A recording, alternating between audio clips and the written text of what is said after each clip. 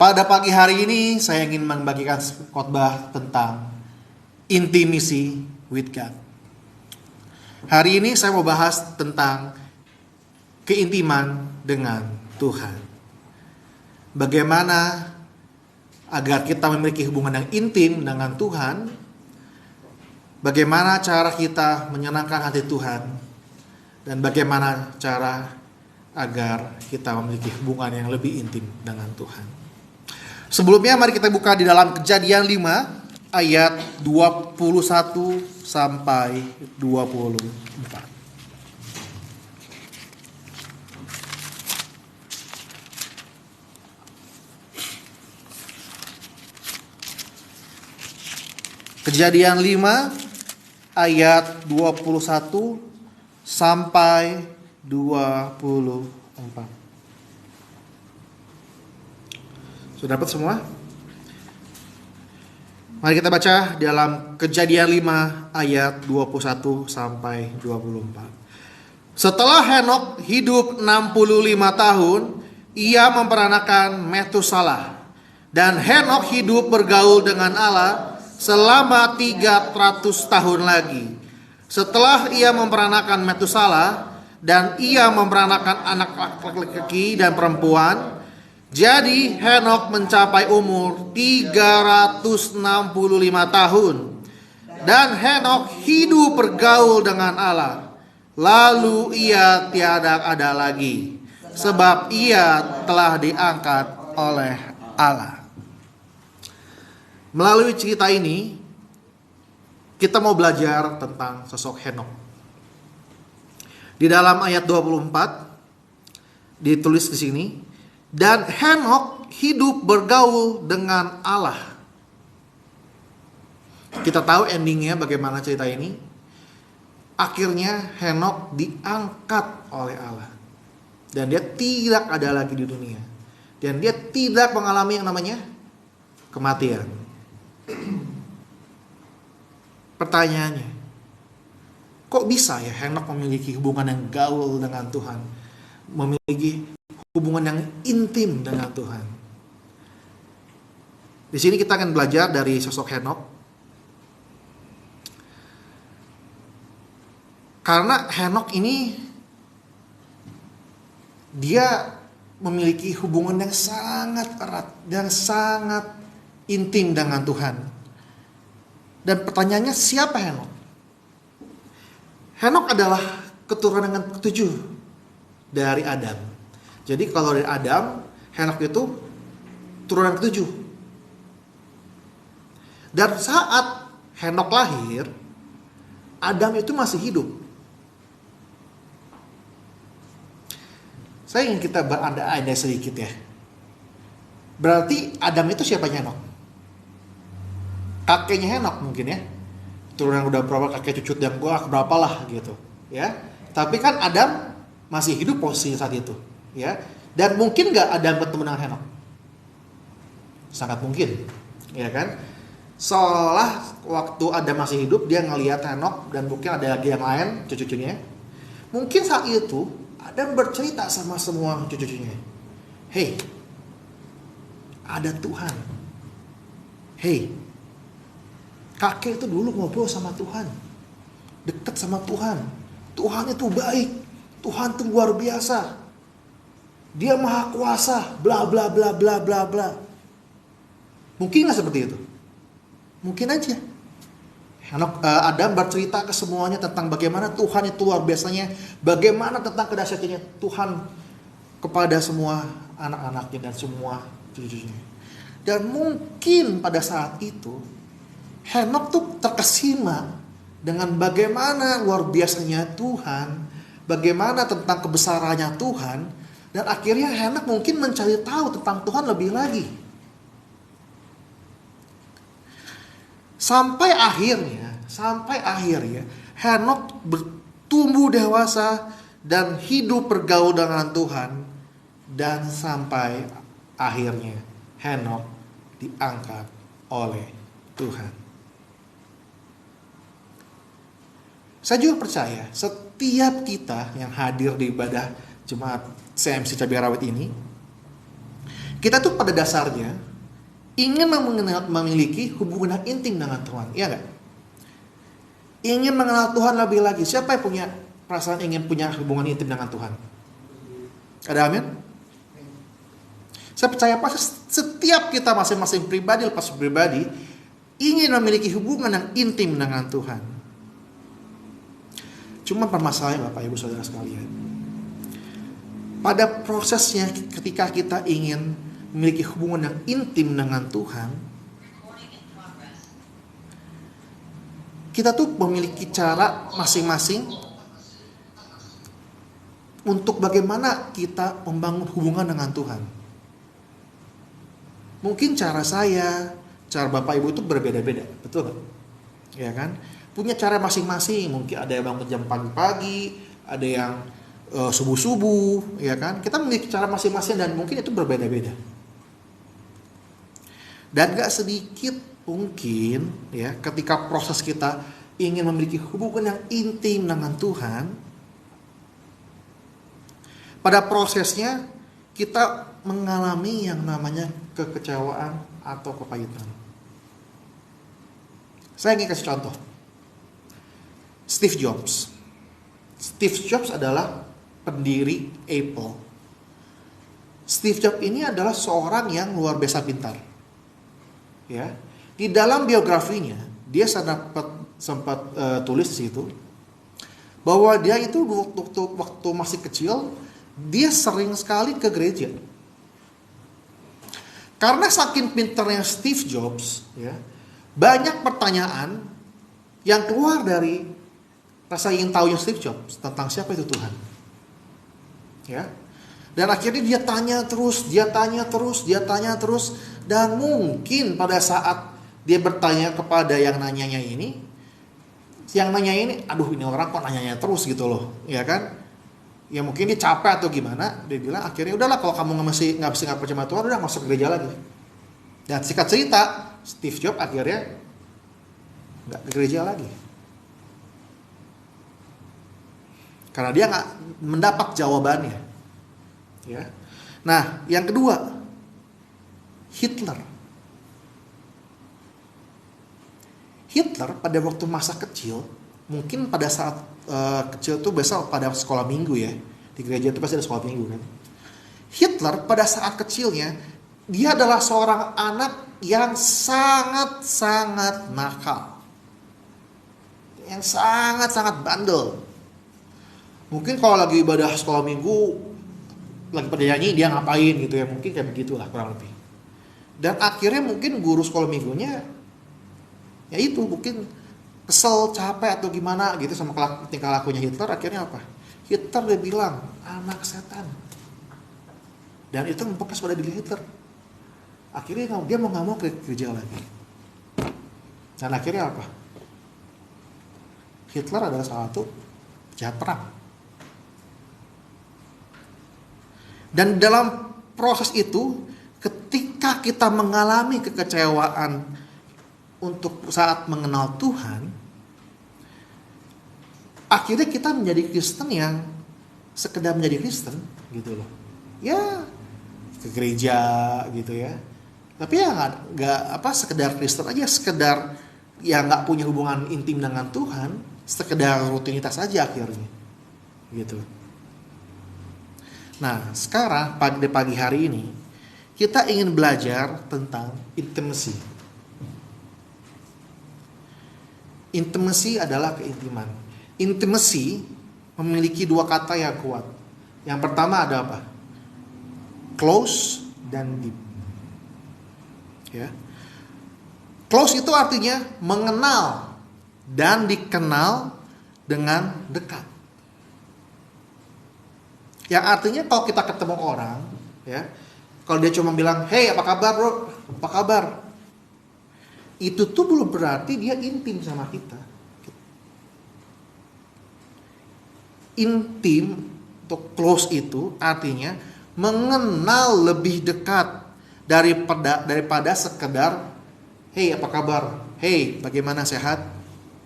Intim itu lebih daripada itu. Yang kata kedua adalah deep. Deep artinya mengizinkan dan diizinkan untuk masuk lebih dalam. Kalau misalkan kita bergaul intim dengan seseorang, pasti orang itu mengizinkan kita untuk masuk lebih dalam lagi ke dalam kehidupannya dia. Contohnya kita bisa mungkin tahu apa pergumulan dia, apa masalah yang sedang dia hadapi, apa kisah-kisah cerita tentang kehidupannya dia. Itu lebih deep, lebih dalam. Kita bisa bercerita banyak hal sama dia, bisa melibatkan dia mungkin dalam mengambil keputusan-keputusan dalam yang penting dalam hidup kita. Itu deep. Saya kasih contoh perumahan seperti ini. Misalkan ada di depan rumah kita ada orang yang bertamu, dia pencet bel atau dia ketok-ketok pintu, kita keluar dan kita lihat siapa nih gitu. Oh, ternyata dia cuma nanya alamat atau nanya orang gitu. Pertanyaannya, apakah kita buka pagar kita? Enggak kan? Paling kita cuma jelasin, oh oke, alamatnya di situ, si orang ini di sini, rumahnya di sini, bla bla bla bla, selesai. Tetapi misalkan begitu kita buka, kita lihat, oh ternyata ada orang yang dekat sama kita, yang berhubungan intim sama kita, pasti kita buka pagar dia, bahkan kita bolehkan dia masuk ke dalam rumah kita, dan mungkin dia mau ngapain dalam kita, silakan. Betul? Itu ibaratnya. Nah pertanyaannya, bagaimana hubungan kita dengan Tuhan? Seringkali dalam hubungan kita dengan Tuhan, kita tuh mengalami yang namanya kejenuhan. Karena tiap kali kita mau berdoa, kita bingung mau doa apa, dan tiap kali kita berdoa ya itu lagi. Kayak laporan gitu loh. Setiap hari begini, atau kalau nggak misalkan kayak daftar list belanjaan gitu loh. Tuhan, saya pengen ini, Tuhan saya pengen itu, saya pengen ini, saya pengen itu. Tiap hari ya itu lagi gitu loh. Nah itu tuh membuat kita menjadi jenuh gitu loh. Kayaknya Tuhan kok tiap hari, apalagi doa makan tuh kayak udah saya Tuhan, kita bersyukur buat makanan ini, terima kasih buat semuanya, berdoa supaya orang lain bisa makan makanan ini ya, terus aja tiap hari kita makan ya begitu aja. Doa saat pagi juga, Tuhan terima kasih segala macam. Kayaknya itu udah flat gitu loh, udah ada patternnya gitu. Ya kayak gitu lagi berulang-ulang terus gitu loh. Nah itu bisa membuat kita jadi jenuh gitu loh. Karena nggak ada connect-nya gitu, karena nggak ada hubungannya gitu. Nah, jadi akhirnya apa yang terjadi, saudara-saudara? Semuanya itu hanya sebatas menjadi rutinitas. Dan dari situ, sebenarnya kita bisa mengukur seberapa jauh hubungan kita dengan Tuhan.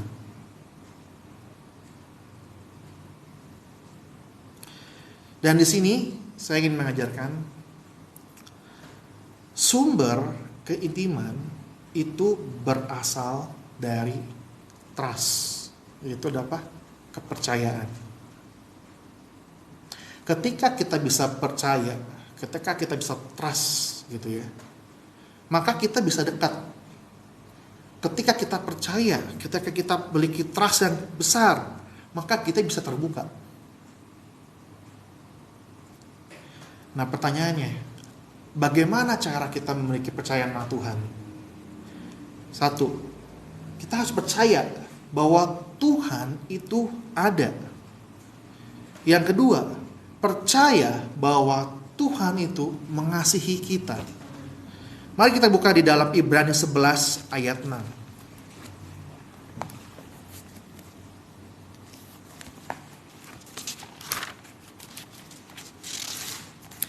Ibrani 11 ayat 6.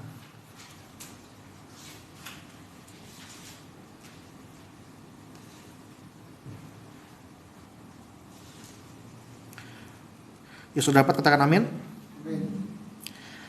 Tetapi tanpa iman tidak mungkin orang berkenan kepada Allah. Sebab barang siapa berpaling kepada Allah, ia percaya bahwa Allah ada dan bahwa Allah merubah kepada orang yang sungguh-sungguh mencari Dia.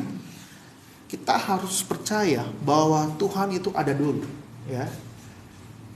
Banyak orang yang nggak percaya kalau Tuhan itu ada, makanya mereka nggak mengalami apa yang namanya kebaikan Tuhan. Ketika kita percaya bahwa Tuhan itu ada dan Tuhan itu bisa menjawab dan Dia bisa membebaskan kita dari segala masalah-masalah kita. Kita percaya bahwa Tuhan itu mengasihi kita. Ketika kita percaya, saya percaya, kita dapat membangun hubungan yang intim dengan Tuhan. Nah, di sini saya ingin menceritakan sebuah cerita di dalam Alkitab yang buat saya ini suatu ini saya tahu kisahnya dari saya kecil sebenarnya. Tapi ini menjadi berkat buat saya. Kenapa? Karena ini luar biasa. Cerita ini pada saat Musa waktu itu memimpin bangsa Israel, ya. Dan Allah waktu itu menyertai dan selalu Musa berbicara terus connect sama Tuhan. Pada saat kelaparan Tuhan bilang apa sama Musa? Nanti akan ada roti dan gandum turun. Semua jadi berbicara setiap hari connect. Musa menjadi perantara bagi bangsa-bangsa Israel. Mari kita baca di dalam Keluaran 32 ayat 7 sampai 14.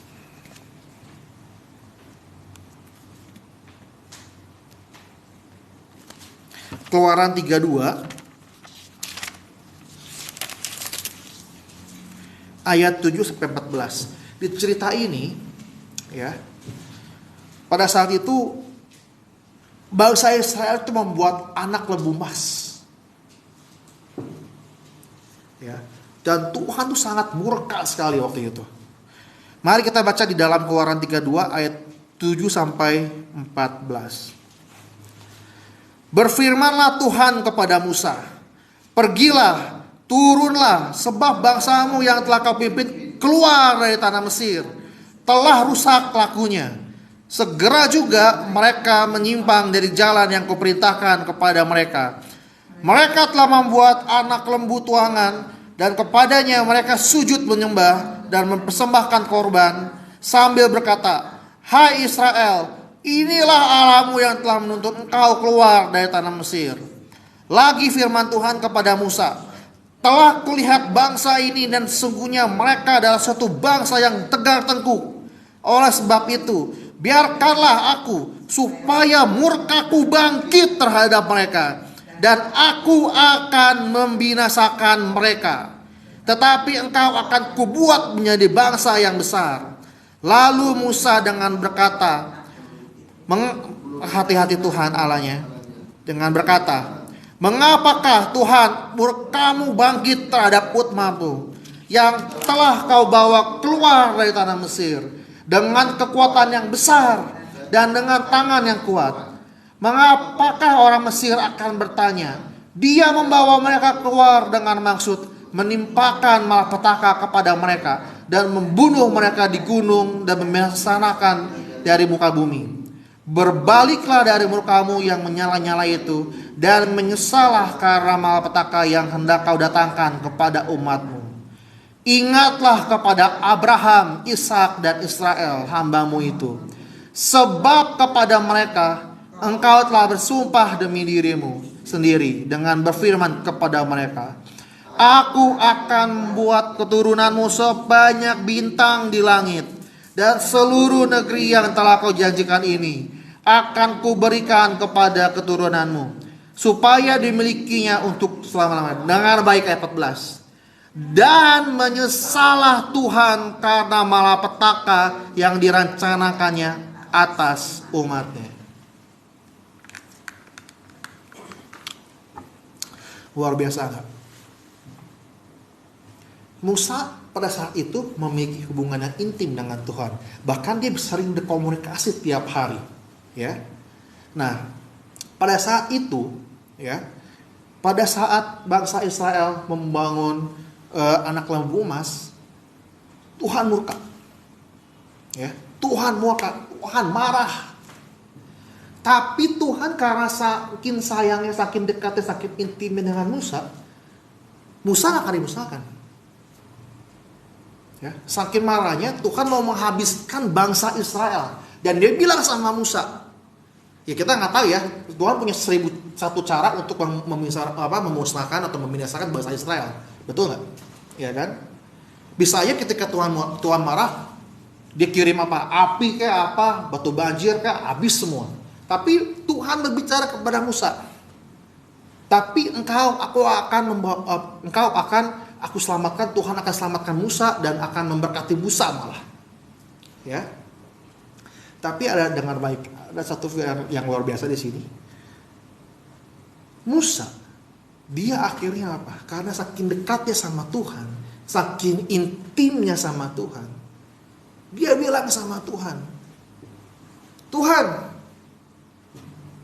kebayang ya kalau kata sehari-hari ya sekarang ya, Tuhan, kebayang gak coba, apa nanti yang orang-orang bilang, Engkau udah mengeluarkan bangsa Israel, terus akhirnya apa?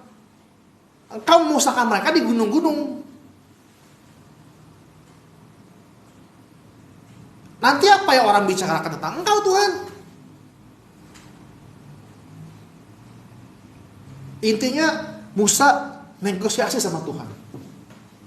Dan yang luar biasanya apa? Ketika Musa bernegosiasi, berkomunikasi dengan Tuhan, dan akhirnya apa yang terjadi? Di ayat 14. Musa bisa merubah kehendak Tuhan, bayangin. Yang tadinya Tuhan murka, Tuhan marah, ya. Akhirnya apa? Tuhan tidak jadi membinasakan bangsa Israel. Kebayang gak kalau misalkan Musa tuh gak memiliki hubungan yang intim dengan Tuhan, gak memiliki hubungan yang intim dengan Tuhan, gak punya komunikasi yang baik dengan Tuhan, apa yang terjadi? Habis tuh bangsa Israel. Kalau Tuhan udah marah, habis gitu. Tapi karena Musa memiliki hubungan yang intim dengan Tuhan, dan dia meminta sama Tuhan, Tuhan jangan binasakan bangsa Israel. Dan akhirnya apa? Bangsa Israel terselamatkan.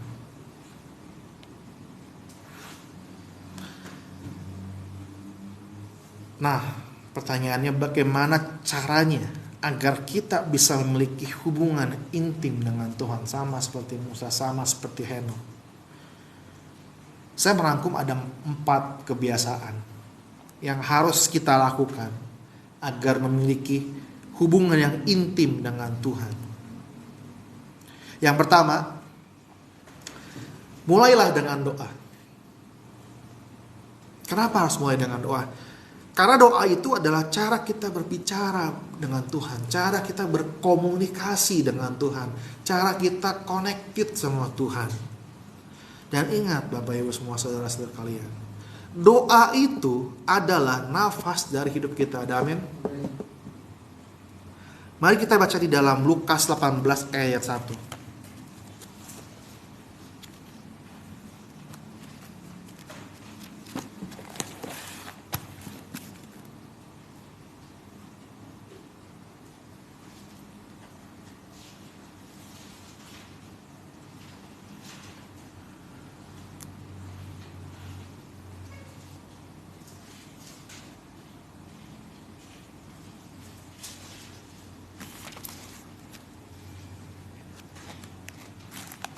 Lukas 18 ayat 1.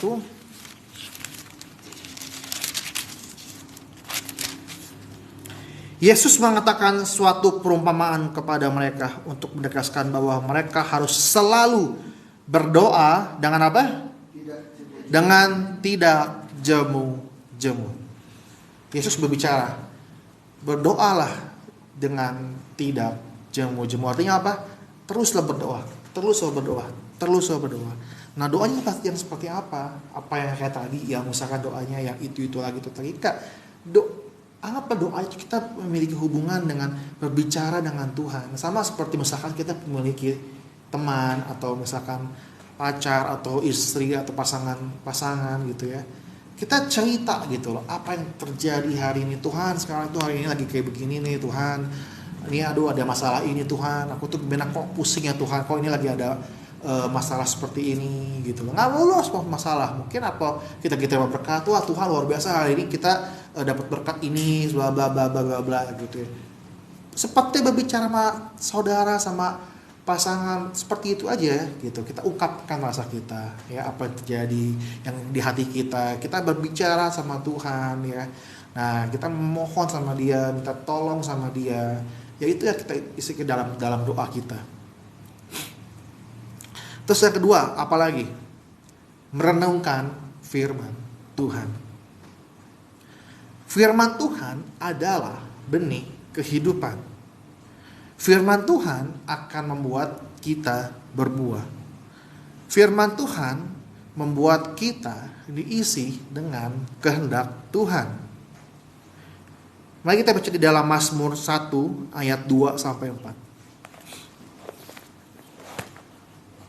Mazmur 1 ayat 2 sampai 4.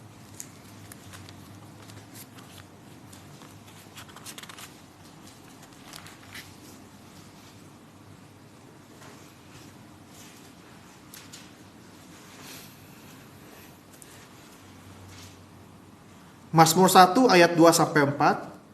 Berbahagialah orang yang tidak berjalan menurut nasihat orang fasik, yang tidak berdiri di jalan orang berdosa, dan yang tidak duduk dalam kumpulan pencemooh. Tetapi yang kesukaannya ialah Taurat Tuhan, dan yang merenungkan Taurat itu siang dan malam. Ia seperti pohon yang ditanam di tepi aliran air, yang menghasilkan buahnya pada musimnya, dan yang tidak layu daunnya. Apa saja diperbuatnya berhasil. Bukan demikian orang fasik, mereka seperti sekam yang ditutupkan angin. Luar biasa kan? Ketika kita kesukaannya ialah Taurat Tuhan dan merenungkannya itu siang dan malam, apa yang Tuhan bilang? Apa saja yang kau inginkan. Ketika kita setiap pagi, siang dan malam merenungkan firman Tuhan gitu loh. Apa yang masuk dalam diri kita adalah apa? Firman. Otomatis yang akan keluar juga apa? Firman juga. Makanya kita penting untuk bisa berhubungan intim dengan Tuhan dengan cara apa? Merenungkan firman Tuhan. Yang ketiga, memiliki rasa ketergantungan dengan Tuhan. Kita tuh harus memiliki rasa ketergantungan dengan Tuhan. Harus mengingat bahwa tanpa Tuhan kita itu bukan apa-apa. Tanpa Tuhan, kita gak bisa melakukan hal-hal yang besar. Itu semua karena apa? Karena Tuhan. Tanpa Tuhan, kesulitan kita gak akan teratasi. Masalah kita gak akan beres. Tanpa Tuhan, semuanya gak akan seperti rencana yang akan kita rencanakan. Makanya kita butuh yang namanya kebergantungan dengan Tuhan. Contoh, misalkan kita lagi ada masalah, yang pertama harus kita punya pola pikir mindset kita, aduh Tuhan ini gimana Tuhan, ya Tuhan tolong, masalahnya begini Tuhan, sekarang kita harus bagaimana ya Tuhan, ya Tuhan tolong berikan jalan, bukakan jalan semuanya. Kita harus punya rasa itu. Bukannya ketika kita masalah langsung kita cari relasi kita harus cari bagaimana jalan keluarnya sendiri atau apa. Perlu yang namanya merasa kebergantungan dengan Tuhan. Merasa Tuhan itu adalah segalanya. Merasa Tuhan adalah jawaban. Tuhan adalah jalan keluar. Mari kita baca di dalam Yohanes 15 ayat 5b.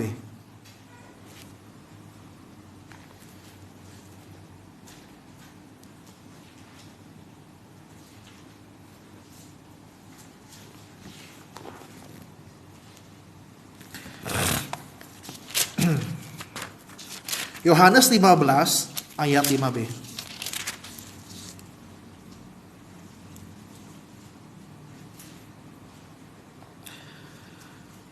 Yohanes 15 ayat 5b. Barang siapa tinggal di dalam aku dan aku di dalam dia, ia berbuah banyak. Sebab di luar aku kamu tidak dapat berbuat apa-apa. Lanjut ke ayat 7.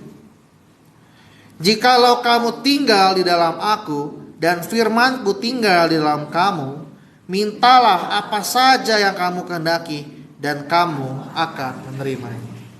Ketika kita memiliki mindset, kita memiliki hubungan dengan Tuhan dan memiliki ketergantungan sama Tuhan, ya. Mintalah apa saja kepada Tuhan. Ya, ketika kita tinggal dalam Tuhan dan Tuhan tinggal dalam kita, mintalah apa saja kata Tuhan, ya, dan kita akan menerimanya. Jadi milikilah rasa ketergantungan kepada Tuhan. Yang keempat, ini yang membuat saya luar biasa dan saya selalu melakukan ini. Selalu memiliki rasa ucapan syukur. Mengapa kita harus bersyukur setiap hari? Mari kita buka di dalam Mazmur 118 ayat 1.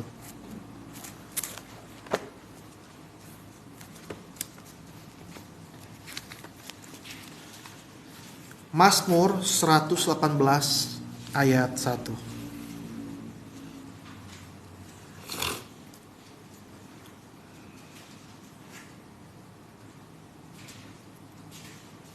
Bersyukurlah kepada Tuhan. Sebab apa? Sebab Ia baik. Bahwasanya untuk selama-lamanya kasih setianya. Bersyukurlah kepada Tuhan. Apapun kebaikannya Dia. Meskipun hal sepele kecil pun gitu ya. Selalu ucapkan syukur. Ucapkan syukur. Ucapkan syukur. Saya selalu kalau misalkan dalam keadaan apapun gitu ya. Ketika dapat berkat atau apa sekecil apapun gitu ya, ketika bersyukur tuh kayak rasanya tuh ada damai sejahtera gitu ya, ada rasa sukacita gitu.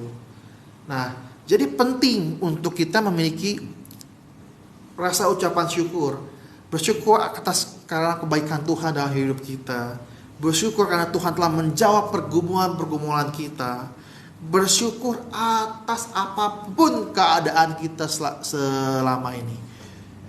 Meskipun mungkin keadaan kita kurang baik, tapi coba selalu berpikir, selalu bersyukur akan kebaikan Tuhan di dalam hidup kita. Karena ketika kita bersyukur, Tuhan akan menyatakan kehendaknya ke dalam diri kita. Saya ingin menutup khotbah saya yang menaiknya dari pagi ini dengan ini. Keintiman akan membuat kita mengerti apa rencana Tuhan, apa tujuan Tuhan di dalam kehidupan kita. Ketika kita memiliki hubungan yang intim dengan Tuhan, kita saling mengerti, kita saling dekat dengan Tuhan, kita tahu apa yang Tuhan kehendaki dalam hidup kita. Kita tahu apa yang Tuhan rencanakan dalam hidup kita. Apa tujuan Tuhan sehingga kita bisa melakukan apa yang Tuhan perintahkan, apa yang mau kehendaki dalam hidup kita. Karena apa? Karena kita memiliki hubungan yang intim dengan Tuhan. Mari kita berdoa.